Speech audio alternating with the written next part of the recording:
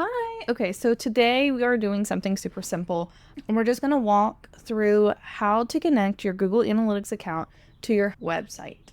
So to do this, I do have an example site pulled up, and I do already have analytics set up. So if you have not set up your Google Analytics, go ahead and set that up first so that you have access to the account. It does not need to be linked. That's what we're here for, but go ahead and have that account ready and on hand.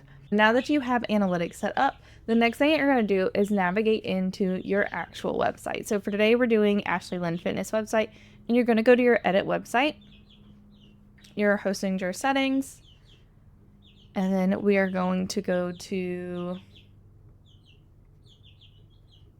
integrations in your left side. And we're going to find our Google Analytics right here.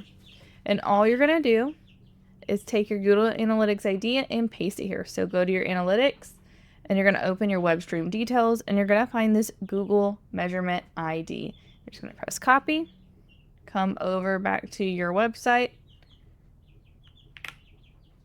save it, update website, and then you're done. So it will take about 24 hours for information to paginate into your Google Analytics thing. So do check in about 24 hours to see if everything is set up correctly. That is about the only way you can know, but you're pretty much good for now. Thank you for watching, and don't forget to hit subscribe if you need any more SEO tips, website tips, or just like being here in general. Bye.